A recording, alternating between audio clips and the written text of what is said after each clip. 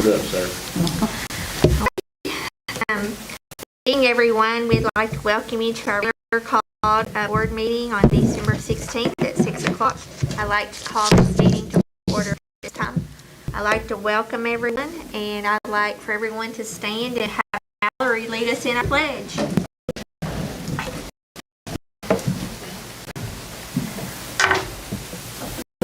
To the flag of the United States of America and to the republic for which it stands, one nation, under God, indivisible, with liberty and justice for all. I'd like to remind everyone that we have a sign-in sheet here at the desk. Come in the door if you'd like to sign in. Mr. Sadler, do we have any revisions to our agenda tonight? No. The agenda that you have in front of you is correct. If you had an older agenda, there was some later this afternoon. Nothing was really added. It was just reorganized a little bit. So there's really no changes from previous postings. Okay, thank you very much. This evening we have some recognition we'd like to do. First on our agenda, we start with our move. Well, it is finally good. We're able to get Mallory with us after being able to, she got to come to first meeting, I think last June, I think was there. And we had issue after issue, but we're glad to have her tonight. Part of her student up to the board is that she is responsible for recognizing our community mountain movers. So Mallory, if you want to, can recognize our mountain moves, and if you want to call one of our board members up to help present the certificate, we'll be glad to get started. So welcome. We're glad to have you now in person. Just pick at a time if you want to, and have them come down and help you.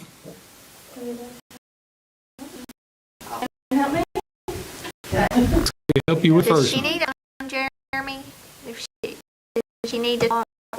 Are we good? Or Here you go. Use mine. If it comes loose, she can use mine, Jeremy. Thank you. Okay.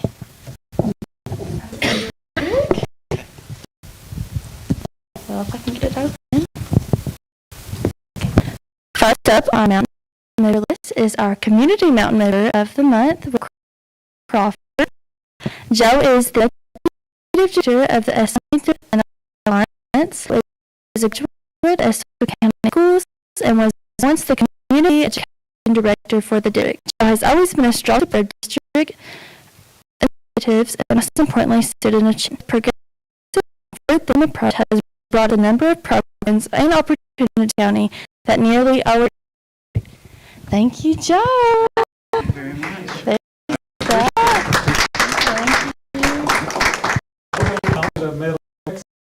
Yes, I forgot the medal. Okay. First round. Very nice. Thank you. Thank you. thank you, Joe. Thank you, Joe, for everything you do for us. Oops. Next up is our mountain mover, Chelsea. Chelsea is the Esther School occupational therapist. She started with the district 2 years ago. Has worked as a T for 6 years. She's worked at the nursing home, sitting home. She loves what she does for a living. She loves helping our students reach the full potential in their goals in the classroom. Chelsea.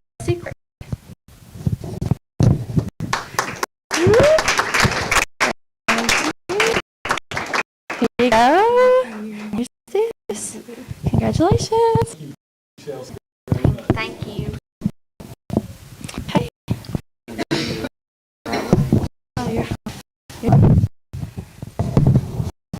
Last is Kim. He's a qualified mountain mover. Kim has been an employee of the Estill School District since 2007. He retired after 3 years at Dundee and began a second career. He started as a substitute at middle school in the maintenance department. Kenny said his job here is the greatest job he had. He works with, even though he stay home every day with no worries, he still wants to come to work. Kenny Neal.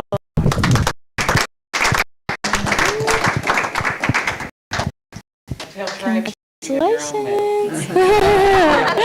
Thank you. All of the kids, oh, this Father Rudolph. He is the person responsible for Rudolph during the Christmas parade, and we It's a appreciate great it. job. Thank you. Thank you to each of you. Next on our list, we have our Safe Schools Weekend for 2021.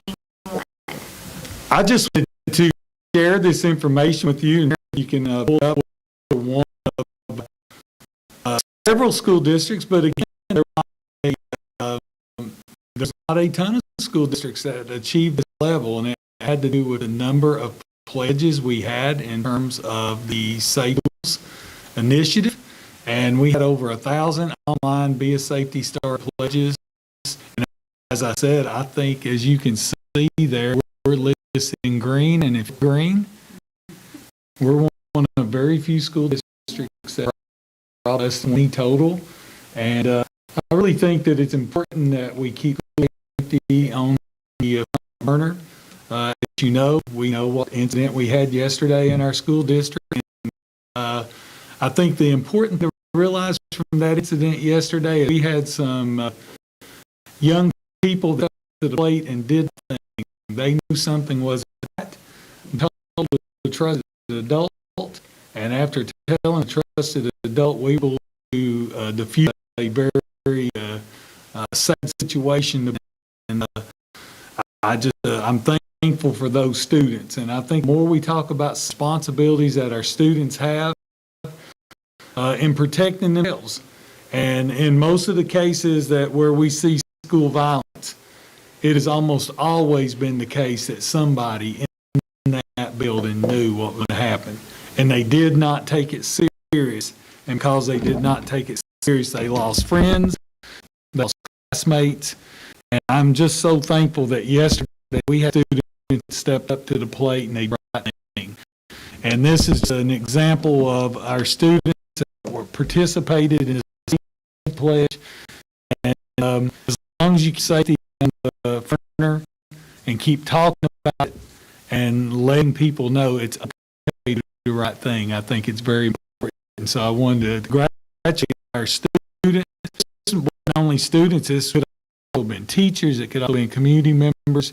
We advertised this quite a bit, so we had a lot of participation. So I just wanted to know that, hey, our students and schools did a good job talking about school safety. Okay, thank you for that, Mr. Saylor. And at this time, if you all feel like you need to leave, you're more than welcome to leave. We'll move on with our facilities and construction updates. Okay, for the ATC project update, for Thanksgiving holidays, we went back in and removed and replaced the VCT flooring. That's completed time. We do have a punch list that's out there that we'll work off during the Christmas break. For all its purposes, and again, we're here for the next year. Once every so often we get phone calls about not locking correctly, elevators, so on site ready, but again, the pretty Sakan will take care of any of those issues at the ATC as well. So The floor looks really good. I was just out there. It looks really good. looks way better. Definite improvement, and we appreciate Spectra Flooring for stepping up and doing the right thing and taking responsibility. And I know they did so at first, not knowing they were even going to be by the manufacturer, but I think that's sort of coming around. I hope so. At least it appears that it may, and I appreciate the fact that they wanted to make sure that you all knew that they stood by their work. So I appreciate that. Outside of the project, the Martina brothers are there in the flooring, your 3 labs. So they're putting down resilient flooring in the 3 labs that had not been completed. You all know what the advanced manufacturing lab looks like. Those 3 floors will look exactly the same. They'll be done over Christmas break. So I mean, 99.5% completion. There's some blacktop in April, which we know is going to take a while, but the AT is virtually finished. Ms. Teresa Carpenter is working on our last EDA reimbursement. I think it's about ready to be turned to get the last $4 million for that project, or our $1 million of that project grant. And we've still got some outstanding equipment, but we're about ready to wrap most of that as well. So Every time I go out there, I can't help but be excited. And it's just a beautiful building. I mean, good job, good work. It's just really something for the community to be proud of. yeah, I can't go anywhere without that. It's a great addition.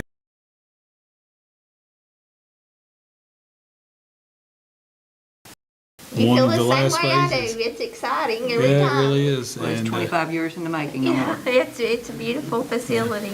My daughter tells me on the daily how awesome that building is.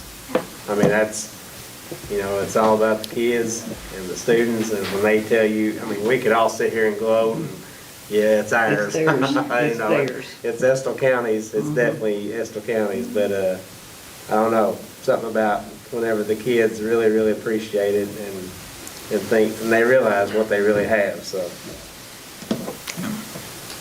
Thank you. Yeah, moving forward to the athletic complexes, I'll start with the baseball and softball field. Those are progressing well. We've shingled the press boxes, all the nuggets are all shingled now. Today, we commenced doing drywall work in there. We have had some issues with supply chain, imagine that. So we're fighting it every day, and there's a lot of underground work up there. You wouldn't believe the size of some of those storm structures. If you've seen them, they're massive. So we're fighting all that right now, but it's moving forward, and it's our intent to be ready for you guys when you start in February. So as for the football complex, that's starting to move really well now. Again, supply chain issues. We're waiting on one storm structure box, and it's the very first one. We have to have it in order to keep moving, because right now your storm drainage goes down the middle of that field. We got to put the first structure in and then tie your old storm drainage into it while we build the rest of it. Okay, if you've driven by, you can see that we've started to cut down the hillside. We're in the rock right now, so it's going pretty slow. I will tell you this: for the next several months, it's going to look like mud out there. And but the last month is when they actually put the turf down. So don't get excited or nervous that it won't be done, but it's going to take a while to get it to the point where it's time to put the actual turf down.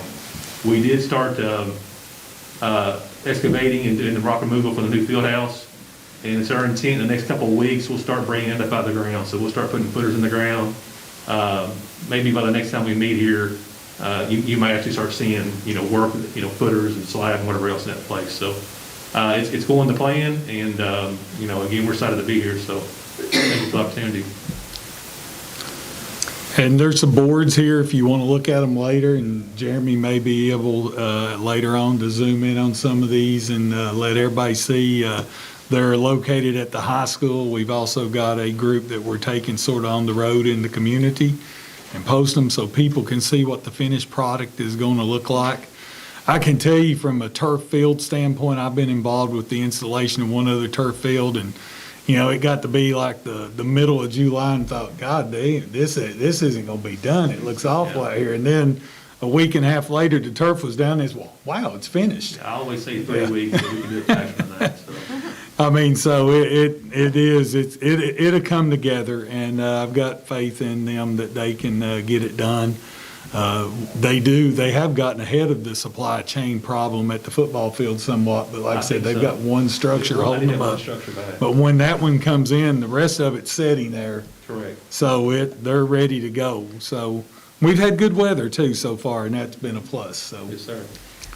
so Thank you I don't for know that if y'all update, got any Kenny. questions. Thanks, Kenny. Thank you. It's looking good. I mean, Yeah. I'm out there every couple of days, and I can Okay. tell progress every day. I'm through there about every couple of days. Yeah, I appreciate that, Kenny. I got a buddy ask me every week, he said, hey, put more dirt, put more rock off. There's plenty of rock. Huh? There's plenty of rock. Yeah, plenty of And rock. it's looking good where they're Rock, filling in rock. that ravine there in front of the high school. It really looks good there where they're filling that in. where they're filling in. And I tell you what we decided to do with the rest of the filling stuff, the quality filling stuff, we're gonna just take it directly across the road where the old barn's set and you got the big hump there. Rising Sun's gonna take that hump off and they're gonna slope all that in there, and we're just gonna create a big flat area up there that if we wanna practice soccer up there, or That'd be there's perfect. something you wanna do up there, we'll be able to do it. And they feel like that there's gonna be plenty of dirt that they'll be able to sort of make something out of that area up there, so. Be good. And it also saves them a lot less time. If they're just having to truck it right across the road and back, Absolutely. they're moving faster. So hopefully it'll help on time-wise a little bit as well. So don't be surprised when you start seeing stuff dumped on the other side. It just won't be dumped willy-nilly all over the place. There's a plan on how to get it in there. Correct. I guess that brings us down to a pay application, Mr. Saylor. Item 3, it's pay application number 3 in the amount of $755,021,118. It's been reviewed by Codell and by Ross Torrent, and they've approved it for payment, and it is my recommendation that we do so at this time. Do we have a motion to pay this application? That's so moved. I have a motion by Ms. Sheila Samples, and I have a second by Brian Covey. Do we have any discussion at this time? All in favor? And Tammy did vote aye. And that's a 5-0 vote. Motion carries. Thank you, Tammy. Thank you. Okay, so that, moving right along, we have a change order. And so that is item 3. 3A was to approve a change order 13-2 issued to Babcon Incorporated for the amount of $5,120. If you remember at the last board meeting, you approved the change order, taking the primary power from above ground to below ground. I think Mr. Saylor mentioned there was going to be some additional costs to that. We're having to put lean concrete in some of the influence zones around some of your retaining walls and dugouts. And so that cost was an additional $5,000 and change. I don't know the exact number. $5,120. There you go, yes ma'am. Yeah, and in actuality, it was sort of an unforeseen cost, and I will say that Babcon stepped up to the plate and said, hey, we need some help, but we'll also split the cost with you. So I want you to know that Babcon has really stepped up to the plate there to try to help the board, and they've been a good partner on not only the ATC project, but they're doing a good job on the high school project as well. So the $5,120 is the change order, and it is my recommendation that we would pay that change order, or approve that change order for payment. Do we have a motion at this time? Brian Covey makes a motion. Do we have a second? Carrie Smallwood makes a second. Do we have any discussion related to this? All in favor? Tammy voted yes, and so that's a 5-0 vote. Motion carries.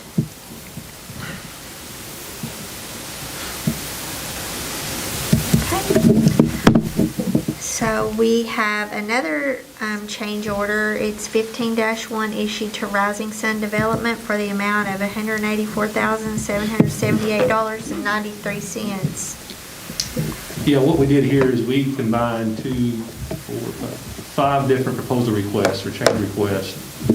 PR number 1 is the cost to provide and install the Flying E graphics on your backstop wall pads at your baseball and softball fields. That was in the amount of $3,225.75. If you can see here on the poster, you can see it reflects that on that backstop, that Flying E goes all the way around that backstop. And there was no graphics on this backstop along the edge of it, and we just felt like it was too plain. And of course, we use the Flying E to brand our school system, so we felt like that was something that needed to happen to make that facility look a lot better. Moving on, PR3 was to provide and install the flexible concrete erosion mat. As you drive around the ATC, you see in the ditches that the concrete erosion mat. This will now go up the drive going from your middle school drive up through to the baseball and softball complex and those ditches. And that was in the amount of $44,380.90. PR4 was to provide and install a 8-foot tall vinyl coated chain link fence and gate around the chiller on the ATC. Right now, it's currently kind of exposed. Anybody wants to walk up to it, we thought it'd be best we go ahead and close that in with a chain link fence. And that was in the amount of $10,513.81. PR number 5 is to provide and install a modular lane rail in front of the home and visitor dugouts at the baseball field. So instead of having the chain link fence, you'll have the mesh kind of lean rail up in the front of it there that the kids can lean up against and watch the game. That's in the amount of $37,662.50. And last on this change order is PR7, which was an alternate originally on bid day to provide and install the Pro Play shot pad, the pad that would go underneath your turf football field, and that's there for concussion protocol. And that's in the amount of $88,095.97, and that's actually cheaper, I believe, than it was on bid day. It is. Yeah, so for once, they got something cheaper down the road. So I think that total change order is $184,778.93. And other than the erosion mat, these were all items that we discussed at one time or another. We just felt like at least I felt like that we did not need to leave those ditch lines naked going up and down that driveway, because we know what's going to happen with erosion. Over time, this will stop the erosion and sort of channel that water a little bit better, because we sure don't want a new road being undermined by water erosion in the ditches. So I felt like that needed to be done. These were all things that's been discussed before, and it's my recommendation that we approve those change orders. Do we have a motion to approve the change orders as discussed? Have a motion by Sheila Samples. Do we have a second? Brian Covey makes a second. Do we have any discussion at this time? All in favor? Aye. So Tammy Hardy says aye, and so it's a 5-0 vote. Motion carries. Okay. Beautiful complex. Okay, so we're moving down to item 3, which is approval of change order 15-2 issued to Rising Sun Development for the amount of $143,961.60. So this was for PR number 8, which is also an alternate on bid day, which was the resilient latex rubber track system that would go on your actual asphalt track. And again, that price was $143,961. I think in discussions with Mr. Saylor, he's going to recommend something. Maybe we don't accept this because I think we can get it done cheaper through a different alternative route. Yes, I've been talking directly with the installer on this particular item, and I do feel like that we can probably save about $30,000 in terms of moving forward and working directly with the contractor. And it's been discussed with Codell and Rising Sun as well, and they're perfectly fine with that. As we know, every dollar counts in this business, and I've had a lot of experience dealing with the manufacturer. They have a monopoly on this type of work in the state of Kentucky and probably this area, this whole region there. Right. So I just think that based on where we're at and looking at some of the things as they come in at higher price tags, I would ask you to just table that one and take no vote on it tonight, if that's okay with you all. So do we need to vote on tabling it, or just say that's what we're going to do? I just think you table it. You don't have to vote on it. All right. That's fine. So we'll come back Basically- to that in the future. Yeah, We have I one. personally think that, I tell you what, to give Rising Sun clear path moving forward, my recommended motion would be that we decline that change order and do not approve it. I think that is probably the best route, and that turns Rising Sun loose. We don't want to hold them captive either for something down the road. And it's not going to impact them moving forward and they don't have to worry about it at this point. They're gonna put it in their rearview mirror. So let's go ahead, and my recommended motion would be to decline that change order. Okay, so do we have a motion to decline? Sheila Samples makes a motion, and Brian Covey seconds. So do we have any discussion further? Okay, all in favor? Tammy Hardy votes aye, so we have a 5-0 vote. Moving along, we're down to future projects. We have first on the list the high school Esther HVAC controls project. Peter, you're up. Yeah, so we actually took bids for this project on the 9th of December. And I'm glad to let you guys know that the low bid with TESC Automation came in at $149,763. That's about $250,000 less than the estimate for that project. So that was really good news for the district. And I think that the new BG1 that you all are looking at this evening is, the full project cost is $178,097.12. And that particular project does need to wait for the gym equipment to get installed, the new cooling units at the gym. So the work on that particular project is going to take place over the summer 2022. So you can look forward to getting updates on that at that time. So I'll be happy to answer any questions you have about that. My recommendation would be go ahead and approve this. That way that this company can go ahead and start obtaining materials Yes, that's fair. while they're cheap. Because they give us a pretty great price and we don't want them to get caught.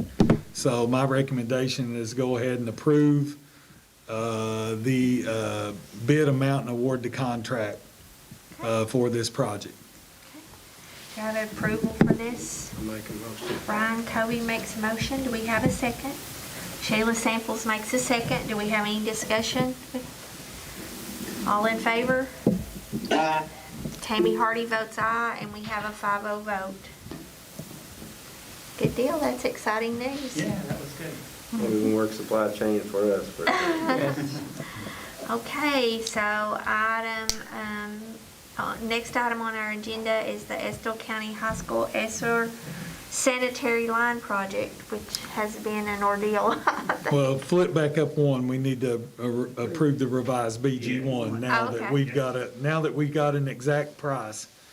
KD will request that BG1 to be changed to reflect that bid amount. C1B. Okay, do we have a motion? Sheila Samples makes a motion. Carrie Smallwood makes a second. Do we have any discussion? All in favor? Aye. So that was approval, and it's a 5-0 vote.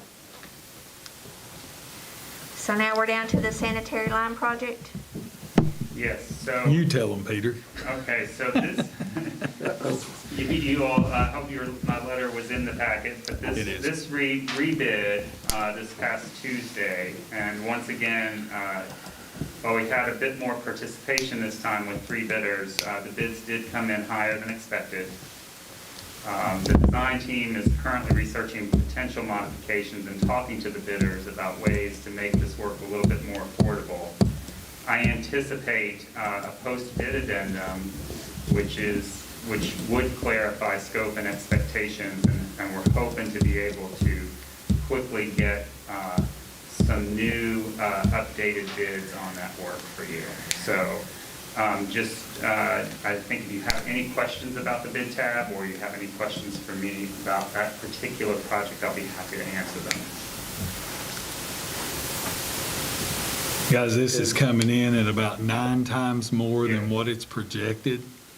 The entire mechanical contract for this entire project, we looked at it today, was less than 1.5 million, and this sewer line in itself is almost that same price. So we had some frank conversations today during our construction meeting, and we had some of the people there, and I know Peter's going to be working with them, but there's just something not right here in terms of how it's getting communicated, and I think everybody recognizes that.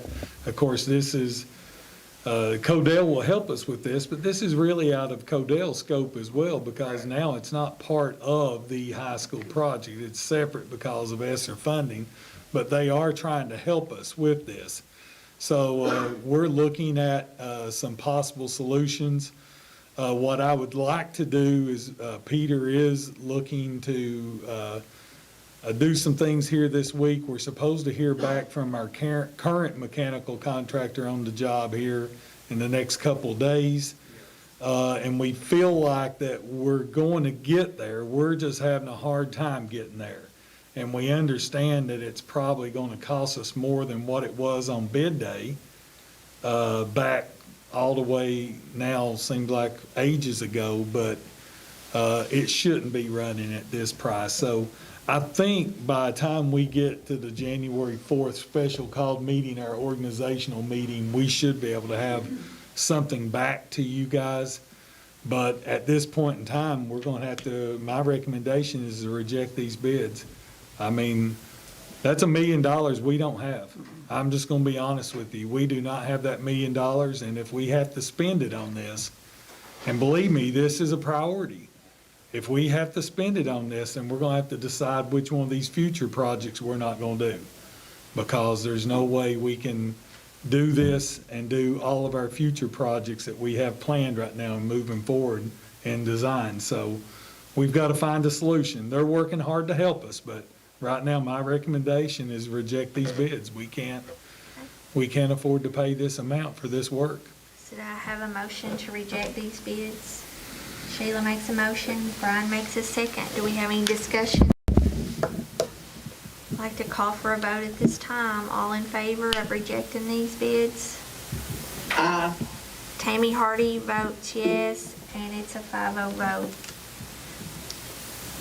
So now we need to approve a revised BG1 for the Estill County High School Esther Sanitary Line Project. And of course, that's moot since we did not accept the bid prices. So really, that is a tabled item. I mean, it's not something we can vote on. Really, it could almost be removed or struck from the agenda right now because it's a mute item, Rebecca. So we're down to item 3, the Estill Springs Renovation and Addition Project.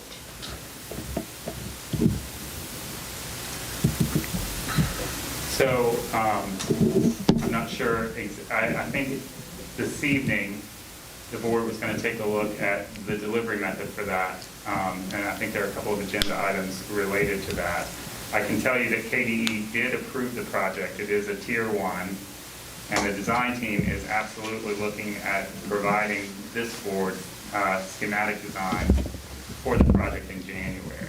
So you all can look forward to getting an update on the design at your January meeting.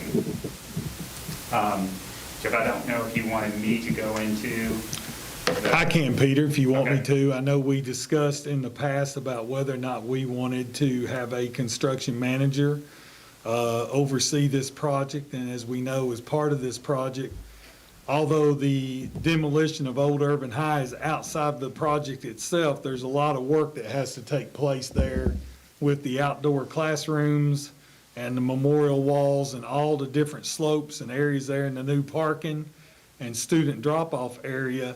And then, of course, with the construction of 4 classrooms, we just felt like that using a construction manager, again, would be to the benefit of our district from the standpoint that on bid day, we believe that it does generate more interest in the bidding process.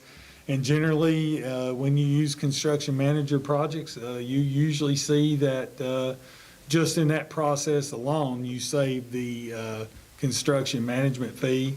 We've worked with Codell on our last 2 projects, and you actually have 2 different companies tonight that have put in letters of interest. One is MP Kelly Construction and Design and Construction has a letter of interest on this project. And then, of course, Codell has also submitted a letter of interest for this project.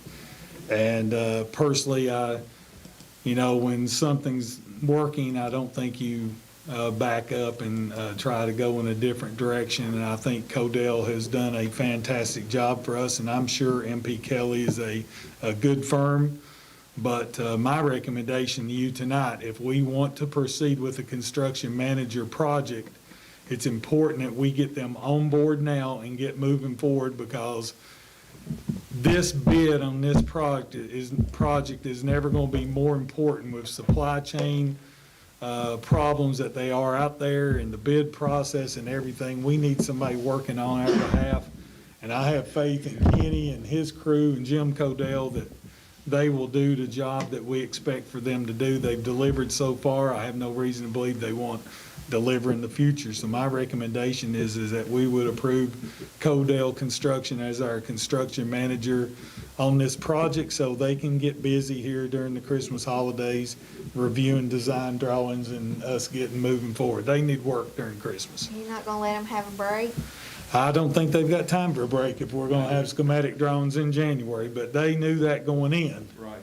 So I think they're excited to get started. They're here with us already. And again, I firmly believe that MP Kelly's a good firm. I have no reason not to believe that they're not, but sometimes you just know who family is. Right now, Codell's family with us in terms of what they're doing for us on our construction projects, and I appreciate them very much. And I appreciate Jim and appreciate Kenny very much for their hard work. So my recommendation is that if this is the direction we're going, we need to hire Codell as our construction manager. Okay.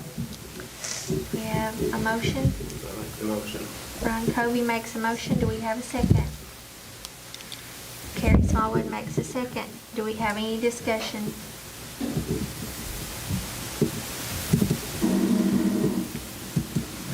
With no discussion, I'd like to call for a vote at this time. All in favor? Any opposed? Tammy Hardy votes yes. We have a 5-0 vote. You're hired. Cut your Christmas break short. Okay.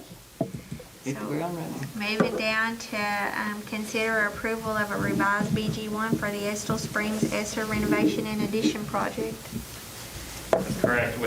So the big thing on this one now is that your delivery method is going to change to construction manager. So KDE will want to see that early on, and this BG1 reflects that. And the only difference is we have added the estimate for the CM fee that will be applied to the project as well. And I think pretty much on this draft that I forwarded to you all for review, those numbers are reflected in red as you sort of scroll down. So, And hopefully, as we get them more involved in the schematic design and looking at the design of it, is that we can discover savings that will start chipping away at that increase in cost. And that's the hope moving forward. And I know that they're anxious to get started, and we'll get going with that. So I'd like to call for a motion at this time. I make the motion. Okay. We have a motion. Do we have a second? Sheila Samples makes a second. Any discussion at this time? I'd like to call for a vote. All in favor? Aye. Tammy Hardy votes yes, and it's a 5-0 vote. Motion carries. That brings us down to item C4, which is approve a revised BG1 per KDE request. The first is for the Estill Middle School Esther Renovation Project. yes, so is this the middle school? Yes, the first Okay. is the middle school. So the Kentucky Department of Education had some concern about applying ESSER funding for some of the security scope that was listed on the project at the middle school. And we took a look at sort of complying with their request to remove the hardware scope. And so once that was done, we adjusted the total cost for the project and reapplied the fees. And that is what this particular BG1 addresses. And guys, that's the same story for the other project, and I can't sit here and tell you I'm very happy about it. I just really cannot believe that when we started out, when ESSER funds were first allotted, that, you know, we're going to be pretty much hands off on this, and as long as you're not doing anything crazy, we're pretty much going to rubber stamp as long as you're not doing anything crazy. And I thought nothing better to use this money would be to implement the safety and the security standards that the legislature passed under Senate Bill 1. If we're talking about the safety and well-being of our students, and why in the heck can you not spend this money on that when you're talking about students that are returning back to school, you're talking about the social and emotional issues that we already have. If you can eliminate the worry about safety, then why in the world would that not apply? And there's even statements within the ESSER funding that Peter and his, Ross Tarrant, his group worked on. I felt like we had a fantastic argument on why we should use this, but then all of a sudden, we've got the plug pulled. So what this means is that your restrooms and everything are still going to be done at the middle school, but what's not going to be done is the upgrade on all of your door hardware. And if you remember, we're trying to get the entire district under one keyed system, where one key, Todd Reese has one key that fits every door. Now, everybody doesn't get that key. There's only 5 people in the school district that gets that key, you know, but then each school has their own master key. Then the doors are brought up to safety standards that they should be. Doesn't mean our doors aren't safe. They just don't currently meet the new standards.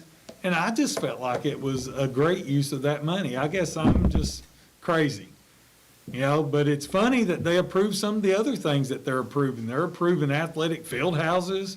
They're approving all these other different things, but this right here is not being approved. I wish I could explain it to you. I can't. But the bottom line is they're not going to let us do it.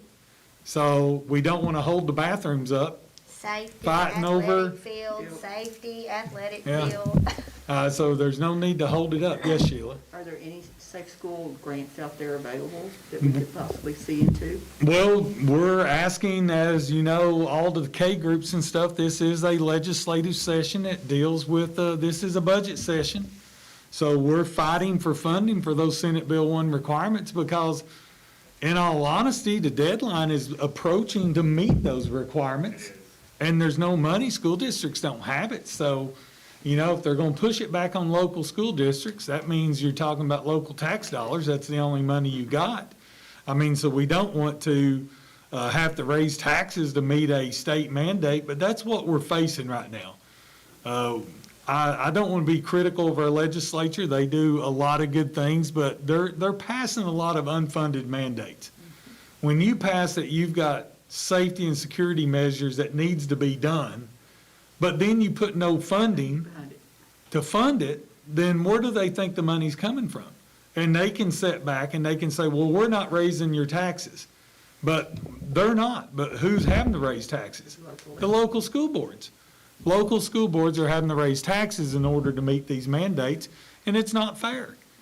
And, you know, and it's easy to sit there and for them to be critical, but so there may be funding, hopefully.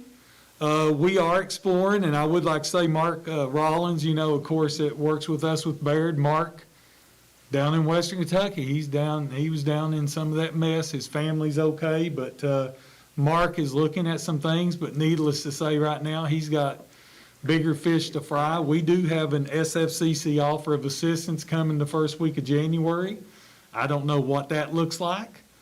We've talked about, is there a possibility to take that funding and use it to do a district-wide safety project and bring these back under a different umbrella?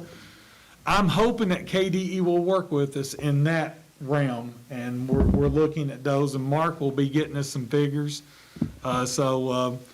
He's just not been able to do it here in the last few weeks. Have there been other cases within the state that other school systems have applied for the exact same thing, similar to what we've applied for?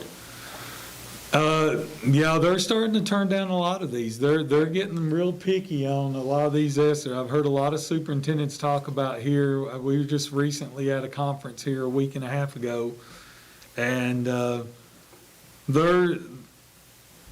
their major concern is that what is going to happen if there's going to be an audit, and all of a sudden the feds say you shouldn't have spent this money for that. Okay.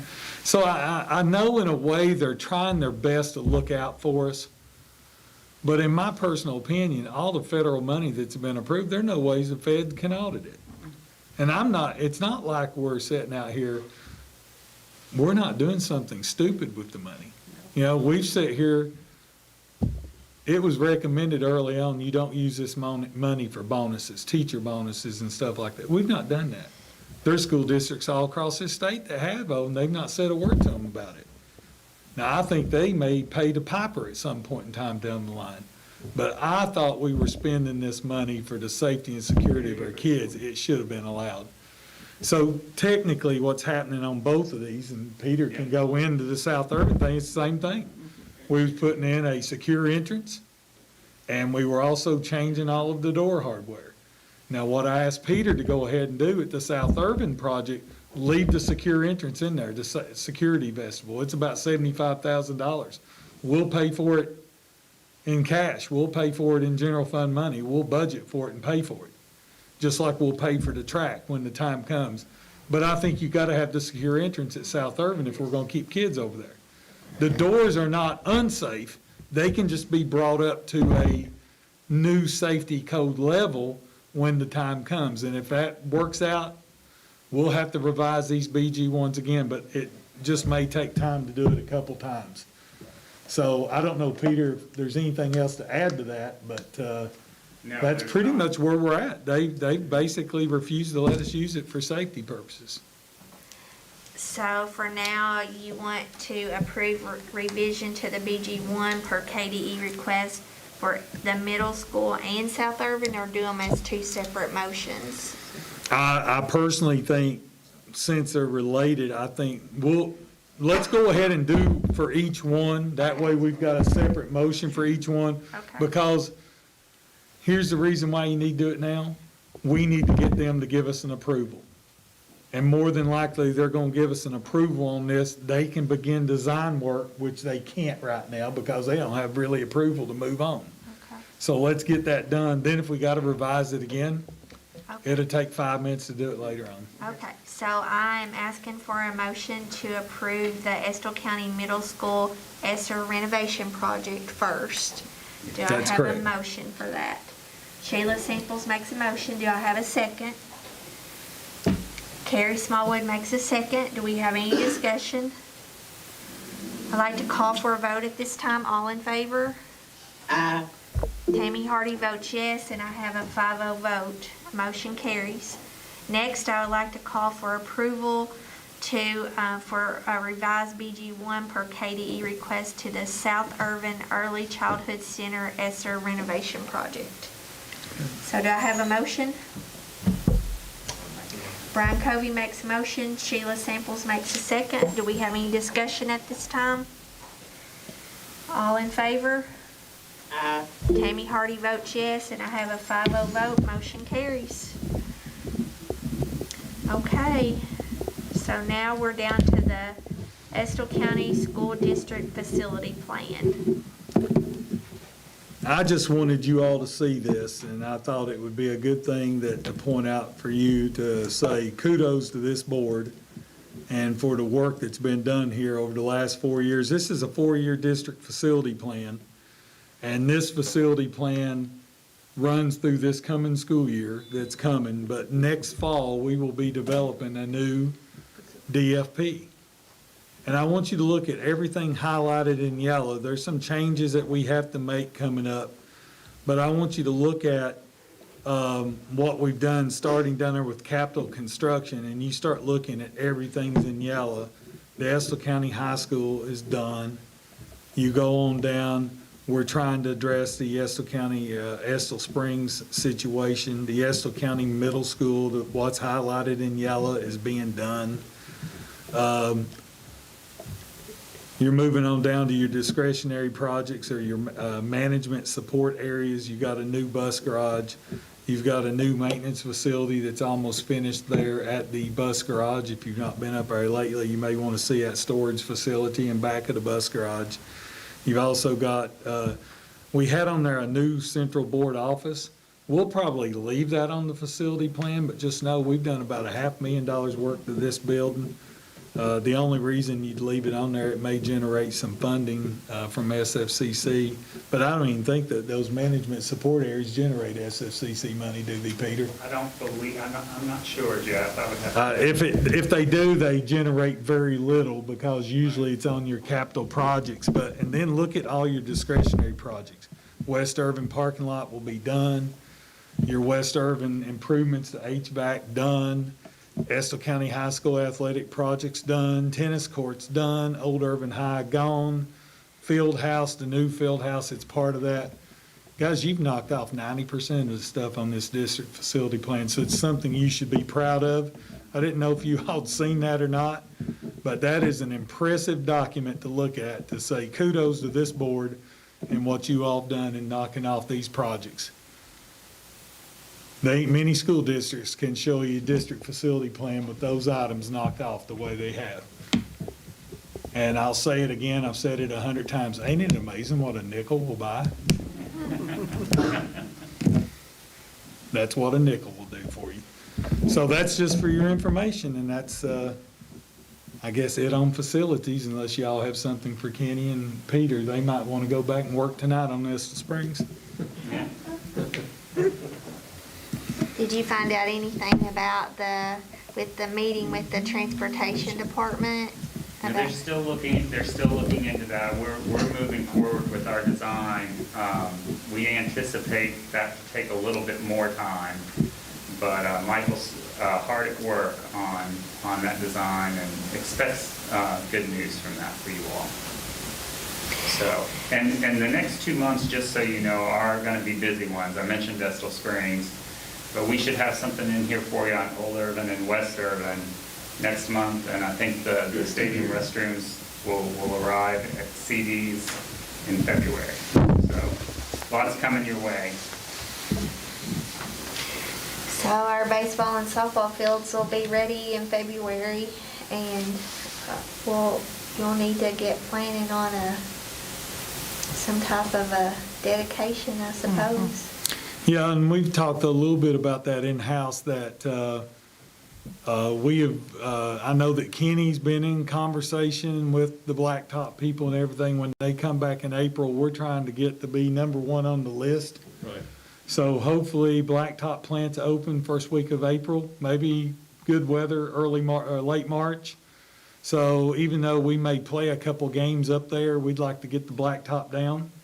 And if we can get the Blacktop down, then have a dedication when it's completely done. But all of the curbing and sidewalks and all that'll be in. The only thing that won't be there will be the paving in between the curbs and all that to start out the season. But we've ridden on gravel for what, 20 years? Yeah.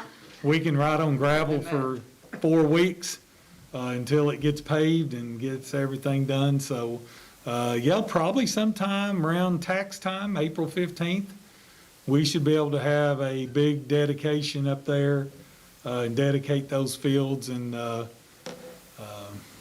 be ready to play ball. Beautiful facilities.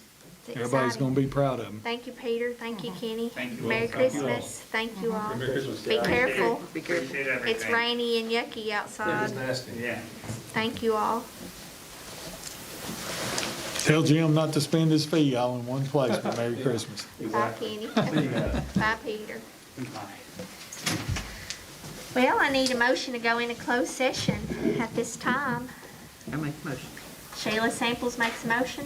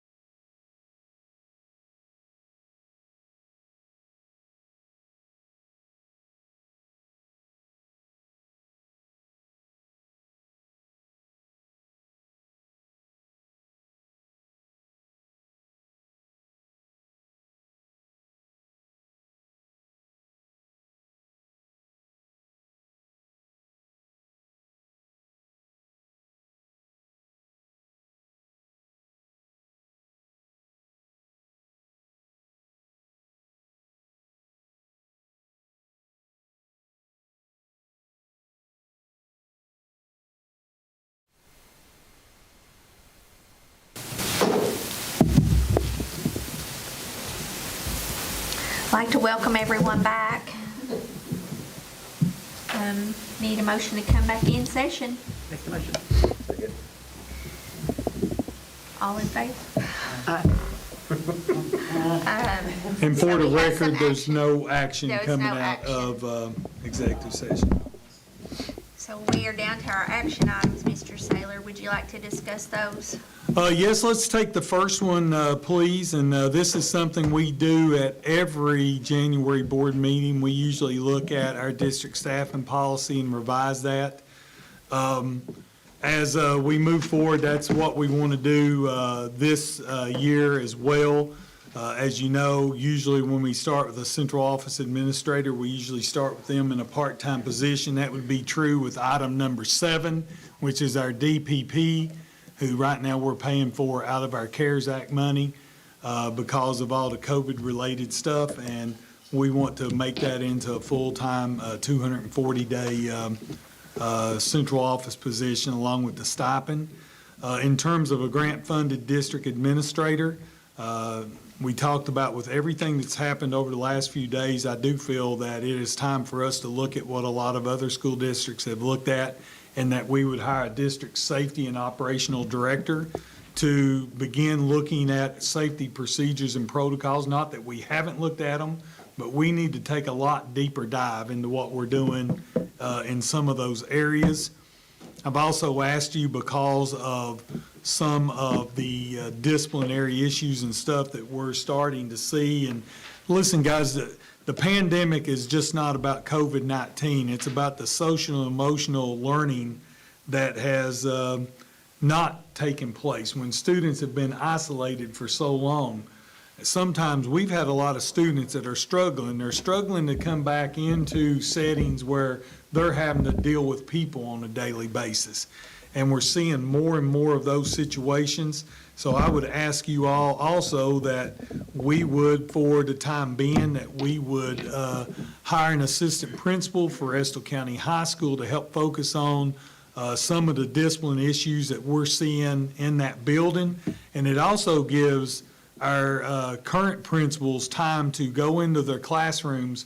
We've really got to make some I think improvements in terms of being able to make sure that our kids are receiving the instruction that they need in their classrooms. And again, it's hard. We're coming off of remote instruction, trying to get kids back in the classroom. So it's twofold.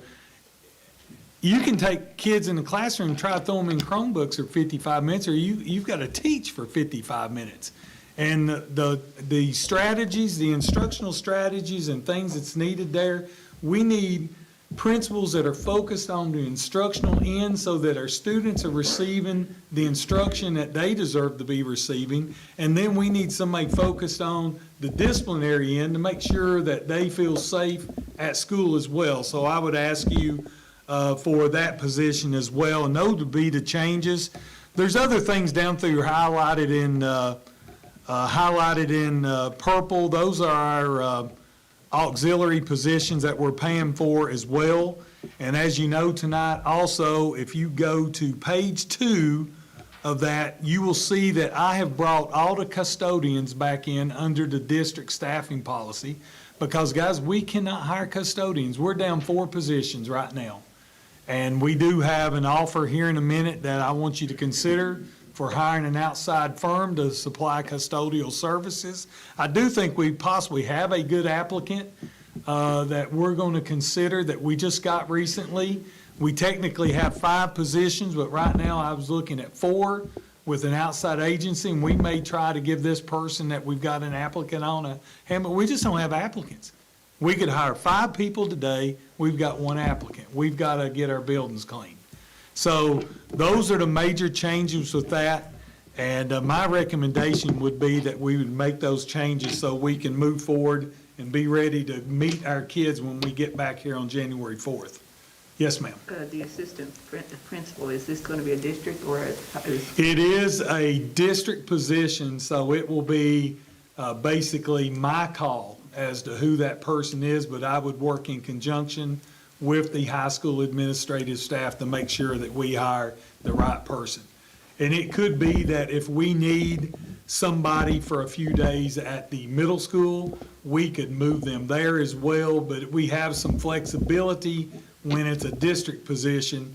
But my opinion is 99% of that person's time will be spent at Estill County High School. So my recommendation is to approve those changes to staffing policy.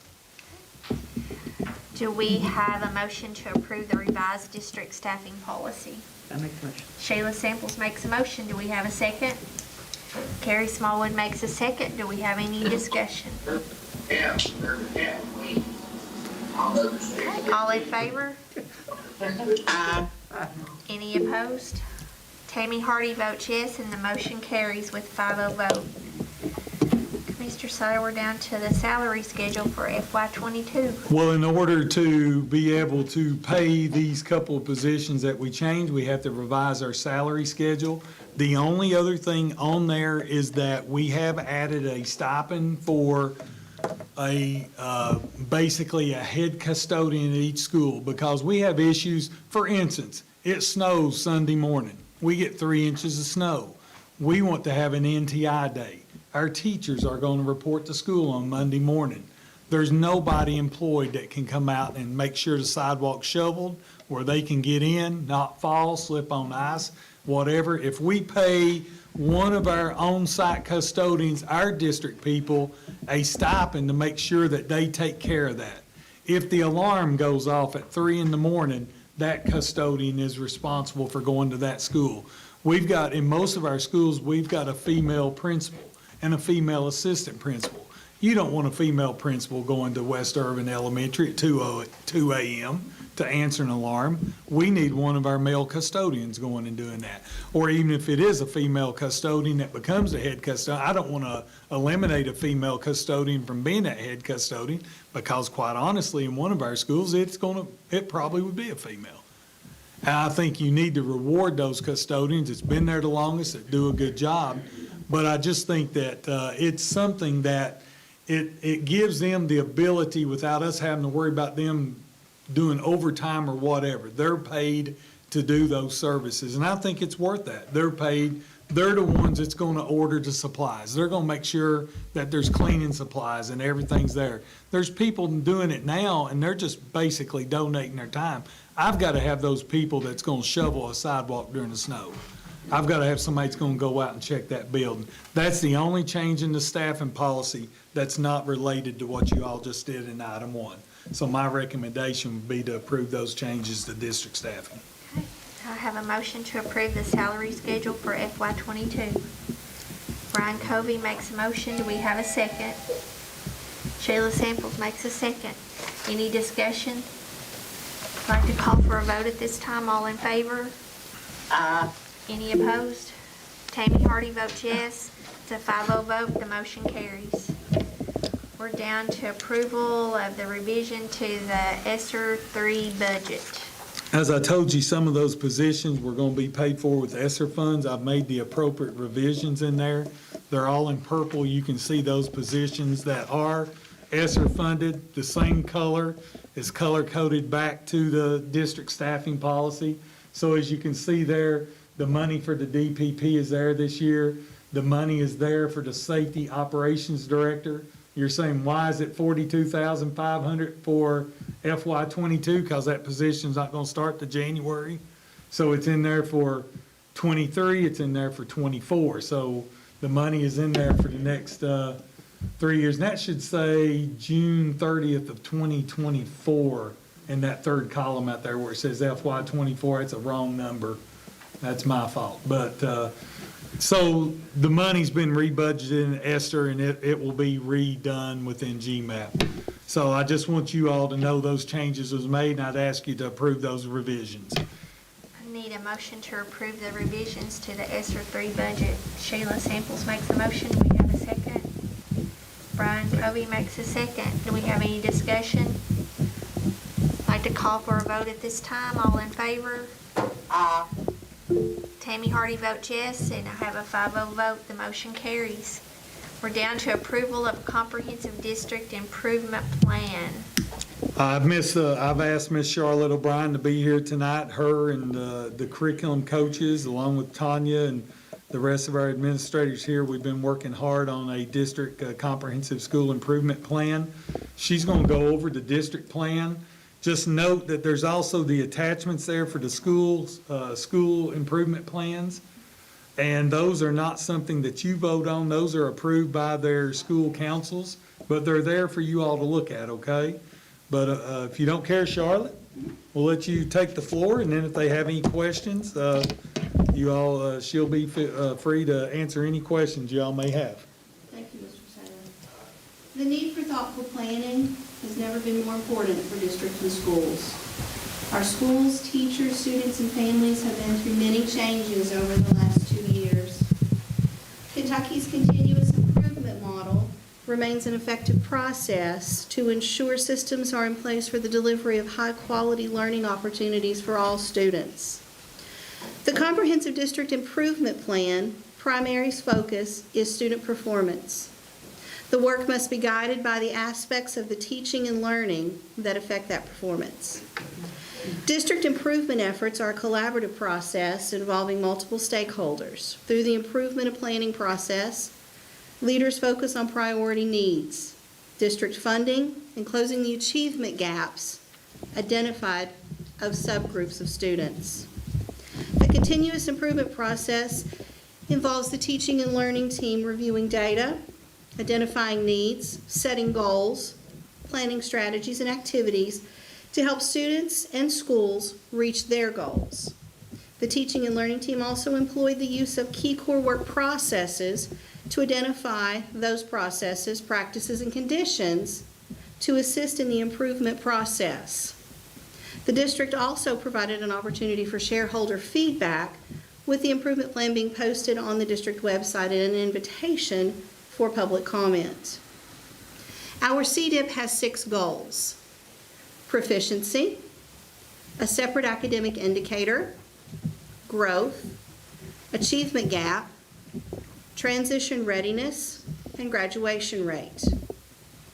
As a result of the pandemic and remote learning, the 2022 CDIP addresses those contributing factors that affect the learning environment and the performance data.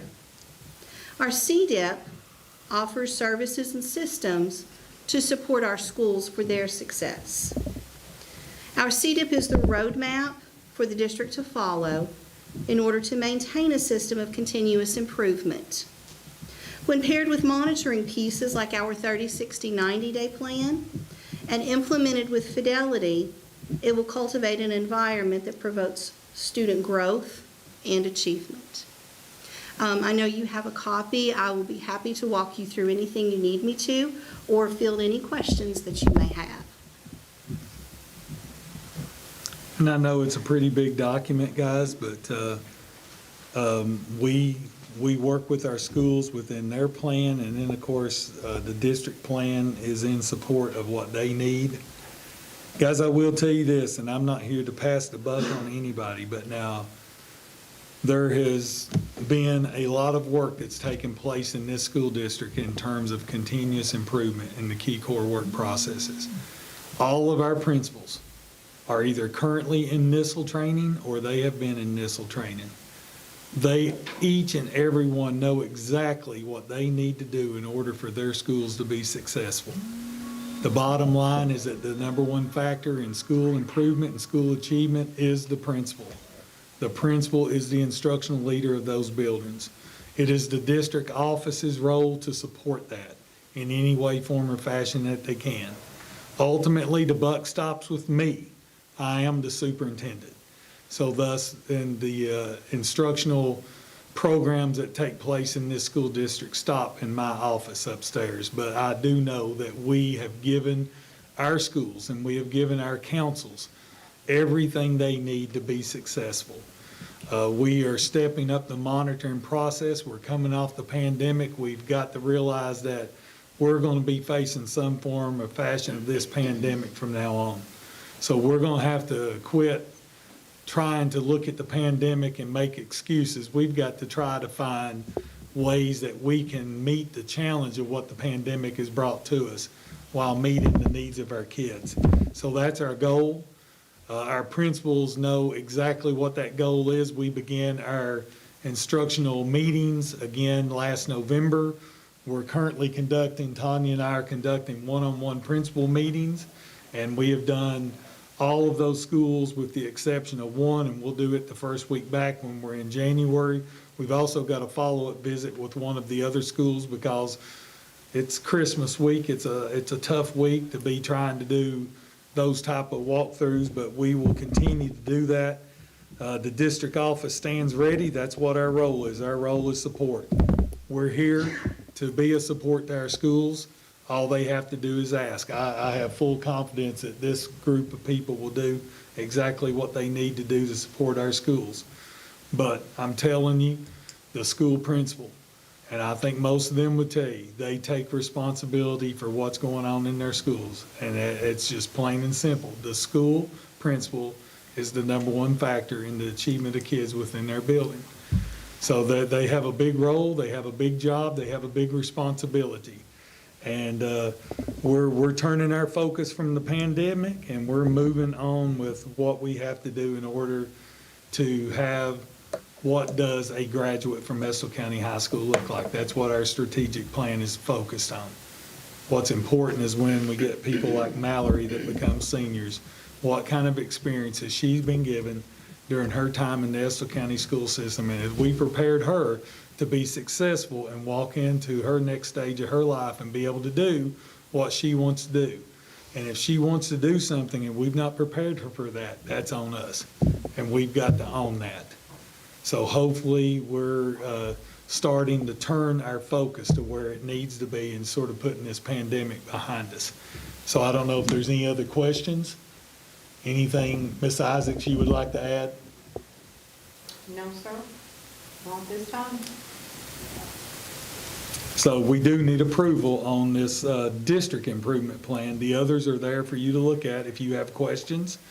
Starting in January, I believe the middle school is the first school that's supposed to be here at the January board meeting, if I'm not mistaken. Okay. So I'd like to ask for a motion to approve the comprehensive district improvement plan, the CDIP plan. Sheila Samples makes a motion. Do we have a second? Carrie Smallwood makes a second. Do we have any discussion? I would just like to say that I understand and appreciate how much work that Charlotte O'Brien and Miss Isaacs and all the other people with the leadership team put into this, all of our principals. This document is very thorough. Yes, because I've been And on. there's a lot of information in it, and I'm not sure that people realize how much goes into this, and I appreciate that hard work. I know how much So- goes in there because I've served on the Yeah. schools and I've served on the district. So I can thank tell you that. Thank I you. know. But it looks understand like well. a good solid plan. You're to I've be read through commended. it, and you should be commended. I appreciate y'all recognizing their hard work. So I'd like to call for a vote at this time. All in favor? Tammy Hardy votes yes, and I have a 5-0 vote. Thank you all. Okay, we're moving on to item D, our school CSEP. I guess there's no action that's. No needed action on that one, so we would move on to E. And so we have approval of a bus purchase.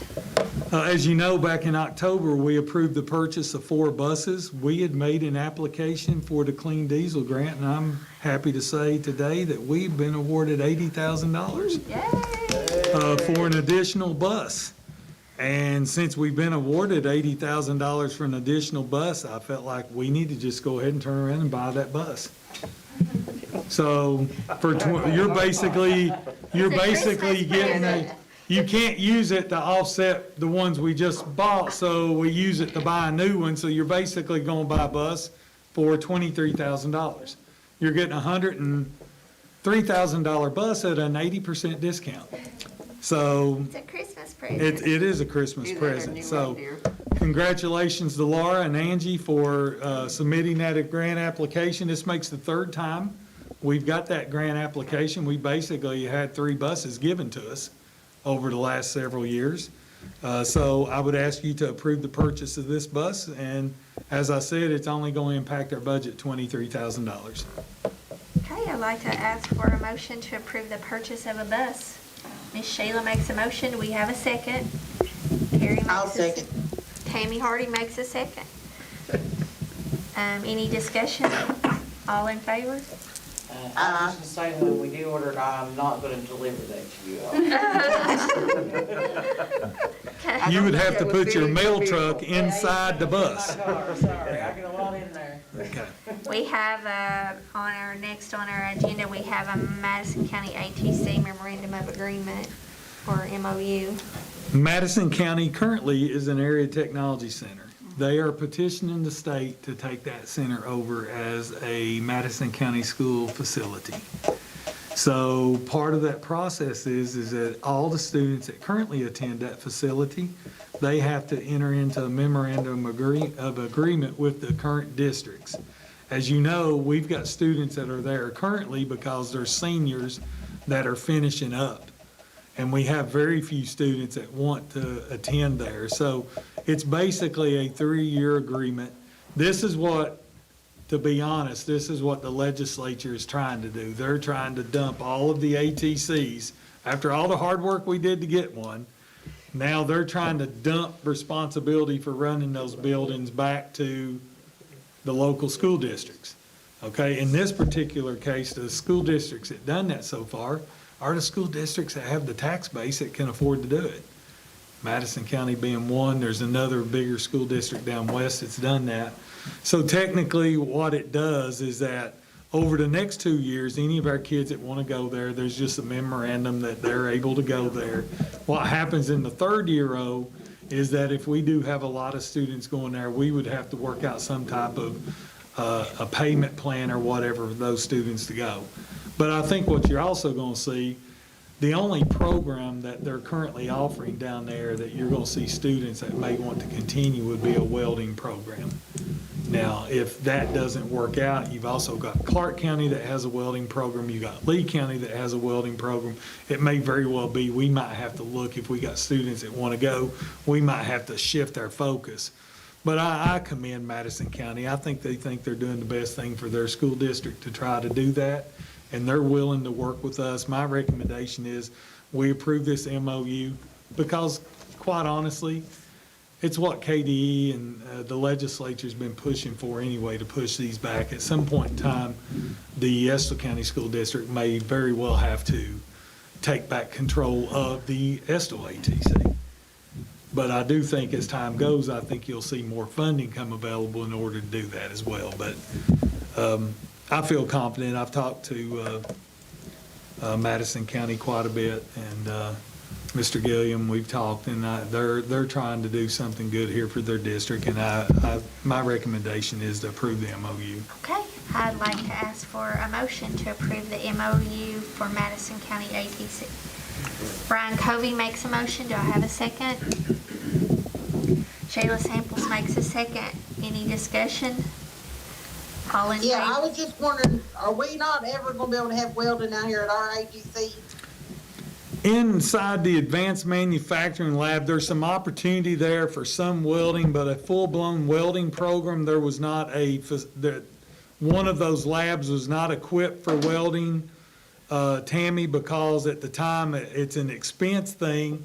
And it also, as we sort of surveyed local industry, that's not the need that was presented to us that we needed to have, especially since there's 3 welding programs around us. Madison has a welding program, so does Clark County, and I believe Lee County has one as well. So there's 3 welding programs around us, so the need wasn't there. So can they do some welding as part of that industrial maintenance program? Yes. Can they do a full-fledged welding program? The answer is no. Okay. It's I not. was just wondering, because I know we always been on the Madison County for welding, so I was just wondering why we didn't try to get the welding class here. That's what I was wondering. Yeah, it was based on need and a survey of the local community. Okay. Thank you. Thank you. Okay, did we vote? Yeah. Did we vote? On the motion.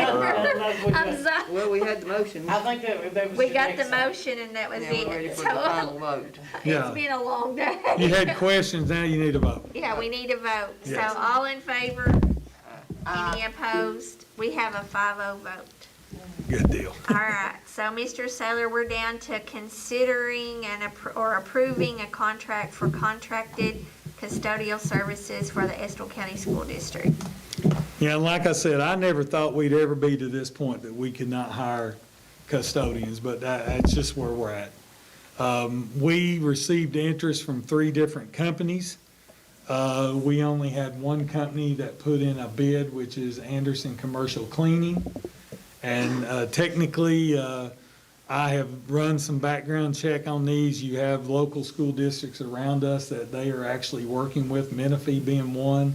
I believe Montgomery County, I think if you go on down, Jeremy, on that, I thought they listed, no, maybe they didn't, maybe it's their recommendation letters that they've. Link Belt, they What's that had too? listed as a reference. They, Ventec I was a thought they also reference. listed some of the school districts that they were working with right now. But there has, I've spoke to a couple of superintendents that actually use them as their cleaning services. Listen, if you approve this, basically what we're doing, we're paying them a per hour basis. They're responsible for all the health benefits. They're responsible for payroll. They're responsible for everything. If one of them's sick, they're responsible for having the sub there. What I would like to do is right now, we basically have 4 evening custodian positions that are unoccupied, 1 at the middle school, 2 at the high school, and 1 at Estill Springs.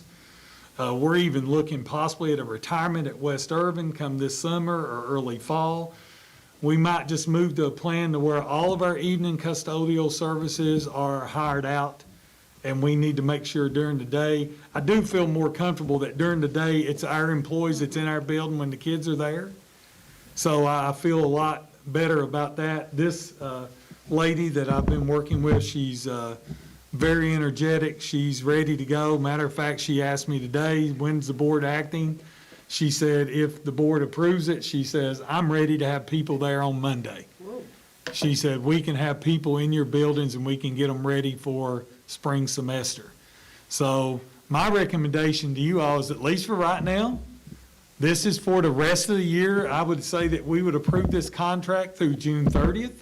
Let's see how it goes. If it blows up, we'll go back and try to hire some custodians back in the summer, if that's what happens. If it works well, we'll continue on and we'll expand. And we'll make it work to benefit the needs of our students. But we're just having trouble right now with the custodians we have hired. We've already had just excessive absenteeism. Our buildings are not being cleaned the way that they should be, guys, and that's a sad thing to say here in the middle of a pandemic. We don't need to have buildings that are not clean when our kids are coming back to school. We can wear all the masks we want and do all those things. We can do all the mitigation factors. We can keep 6 feet apart. We can do all those things, but we need to make sure our buildings are clean. And right now, our custodians are working their butts off on short-handed. So we've got to get them some help. That's one point that I want to make. I mean, we have some that are very loyal and very devoted, and they do work hard. They do. And it's not their fault that they're so short-staffed, and we appreciate their loyalty and their hard work.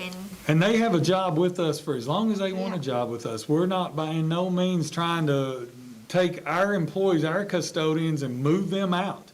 By no means, because you're right. We've got some fantastic custodians out there, and we don't want to lose the relationship with them. But I also know that we've got to have people on staff. We can't have our custodians working double shifts and everything else. So, I mean, at $19.50 an hour for us to have no fringe benefits, have to worry about anything, I think that's a good way to move, and let's try it out. And if it doesn't work, we're only good to go through June 30th. Okay. I'd like to ask for approval then for the contract with the contracted custodial services for the district. Do I have a motion? Shayla Samples makes a motion, Brian Covey makes a second. Do we have any discussion? I'd like to call for a vote at this time. All in favor? Tammy Hardy votes yes, and it's a 5-0 vote. All right, Mr. Saylor, we're moving down to consent items. Oh, we're moving quick now. We've got to go to the Here we beauty go. pageant. Here we go. We'll be We've got to just watch the beauty pageant, Mr. We'll be Saylor. just as short. No comment. Here we go. Got your board minutes, you got your treasurer's report, payment of bills. We do have a bank account change that we've got to get some approvals on for signatures. At a couple of schools, we've had some changes. You have your Family Resource and Youth Service Center certification. That's a yearly thing. Donald's give for you tonight. We got an emergency action plan for Estill County athletic facilities and a revised coach's handbook. We've made sure that we've got those policies and procedures in place in the case that we have a student athlete that gets injured or something happens at one of our facilities, that we have an action plan in place. It's got to be communicated. I'm asking you to approve those revisions tonight. And we do have an emergency certification for a gifted education instructor at one of our schools. Fully certified teacher, still working on gifted certification. So that gives them an extra 6 months to get that certification. They can work with kids this spring. So those are, unless there's something you have a question about, my recommendation is approve all those.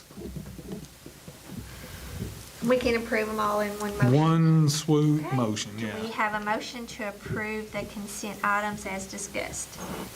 Terry Smallwood makes a motion, Sheila Samples makes a second. Do we have any discussion? All in favor? Any opposed? Tammy, did you vote? Oh, yes. Yes. It's a 5-0 vote. Motion carries. Thank you, Tammy.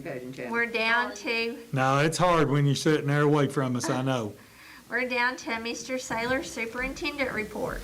Well, as always, you have your notification of personnel actions. You also have your school update. Ms. Sheila asked for that on a monthly basis, just based on pandemic stuff. And really, our attendance has not been, terrible concerning considering what some other school districts are going through. I did bring back to you all this adult meal pricing. I know last time we had called some different places and stuff, and they had given y'all some prices based on what they currently were. That right there is what everybody's prices will be come January, because everybody had to do the same thing that we did. So I just wanted you all to be assured that that was the case. And it sort of shows you what everybody around us, and I think we're about the lowest of anybody around us. I think if you look at those numbers, nothing to be discussed. Just wanted to let you all know that other school districts caught up to what we were trying to do earlier. There are some school fundraiser reports there. Y'all like to see those just so you'll know what fundraisers are taking place.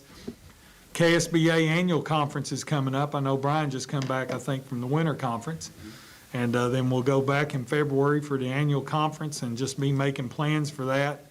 And Rebecca will be getting information out to you all as soon as you can, so save the date. Have you found out if our band's going to be able to play it? They're supposed to let me know any day. We sent the application in and we made the application, so I'm hoping that they can. I've not heard anything yet, but I made sure to let them know that we spoke to Carrie, and Carrie said, yes, we'll try to get you all in, so we'll see what happens with that. But we did make the application. Also, I would like, if it's okay with you, I don't think we need action on this, but we always do our January meeting like the first Tuesday of the January session or somewhere in there. If we do that, would be January 4th. That would be the meeting where you would elect the chair and vice chair again for the FY or for the 22 year. And you would also elect your finance officers for your bonding Estill County Finance Corporation. And quite possibly we could have a sanitary sewer line bid to consider at that time. But that would be on January 4th at 6 o'clock, if that would work for everybody. Shouldn't take us more than 30 minutes to be able to do that. I'm good with it. Everybody good with January 4th? We'll go ahead and set it, and that way Rebecca can go ahead and we can start getting something out there. And be thinking about when you want to have your board meetings. If you're still wanting to have it on the third Thursday like we have, and that's fine. Anything you all want to do, I'll make it work. You all pay me, I'll be here when you tell me to be here. So, with that being said. And then the last thing is just want you to know that our schools and stuff, we're working on a plan for tornado relief for Western Kentucky. And we've already had our first contribution to that. The other night, we raised almost $1,100 at the Woodford County basketball game in cash donations, and it goes into our Estill County Relief Fund. Citizens Guarantee has set up an account, and each of our schools and our Friskies are going to be doing fundraising activities within each of our schools. And quite honestly, since they're going to be doing school-wide fundraisers, I'm going to ask you all to make a blanket approval of fundraisers for the Estill County Tornado Relief Fund, if you all don't mind to do that. And that way they've got, by board policy, you're supposed to approve all school-wide fundraisers. Okay, so we're going to try to raise, we've set a goal of $10,000. And if we can raise $10,000, what will happen, it will go to the Family Resource Coalition, who will then distribute that money to school districts that may get left out. You know, we hear a lot about Mayfield and we hear a lot about Bowling Green, but you had little school districts like Dawson Springs and Muhlenberg County, who's not a little school district, but you not heard a lot about the devastation there. And then Taylor County, a lot of people just totally forgot about Taylor County and some of the devastation that they've had.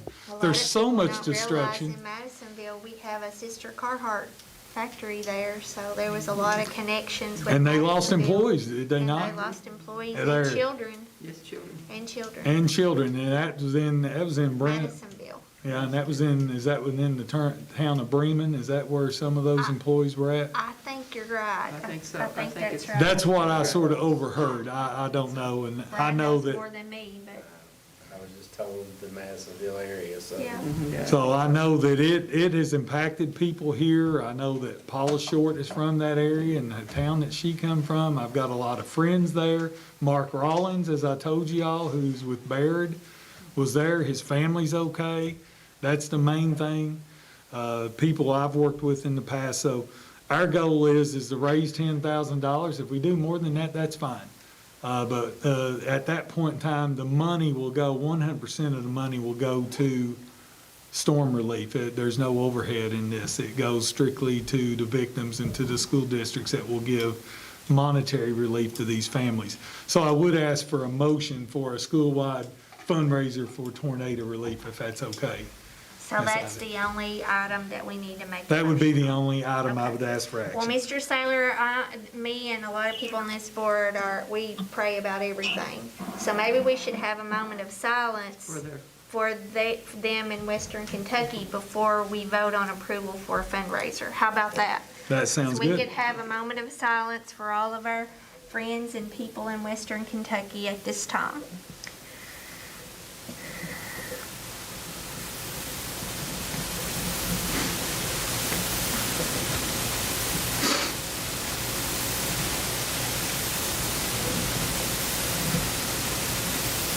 Okay, thank you all for that.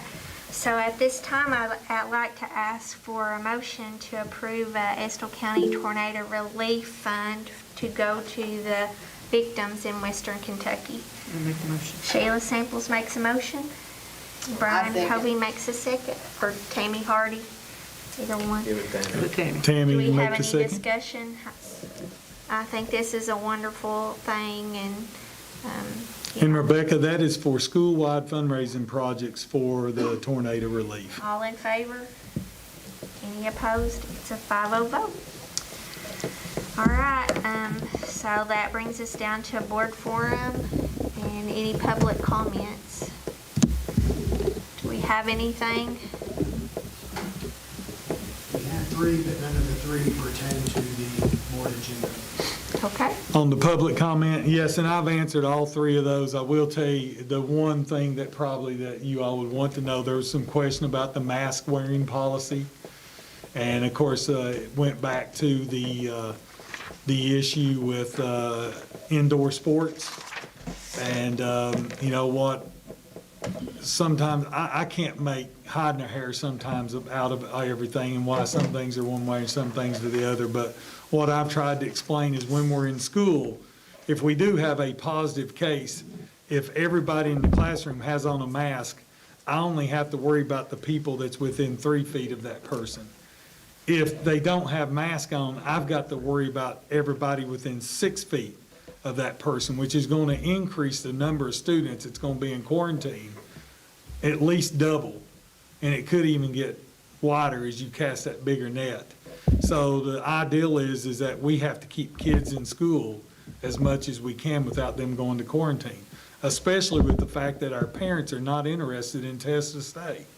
They have shown us by survey. Now, we can come back in January and resurvey our parents and see if they want to do test to stay.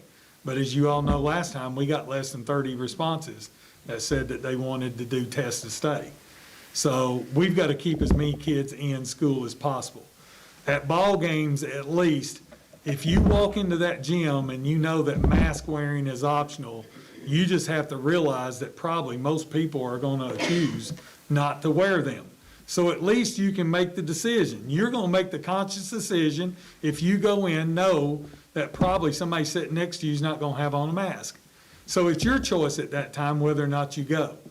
Because if we make it mandatory for mask wearing, then we have to enforce it. We have to enforce it at those games, and that means if masks are not on, we're going to have to stop the game. And we're going to have to ask people to put the mask on, or we're going to have to call the game and quit. And we're going to have to finish and go to the locker room. Our kids aren't going to get to play.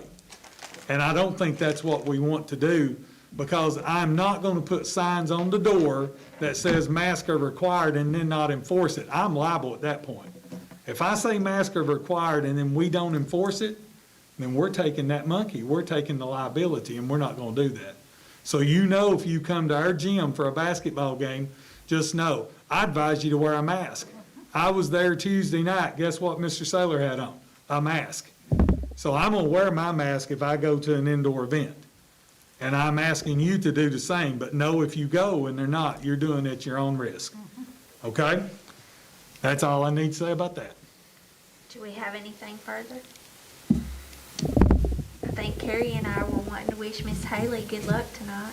Yes. Haley is our Powell County girl that's Miss Kentucky, and she's competing tonight. Yes. So good luck.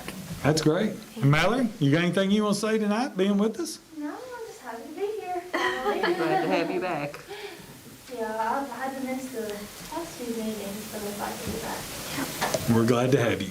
All right, so I'd like to ask for a motion to adjourn. I make Sheila motion. Samples, Mr. Brian Covey, and I'd like to have a vote to adjourn. 5-0. Everybody wants to go home. Merry Thank you, Tammy. Christmas. Merry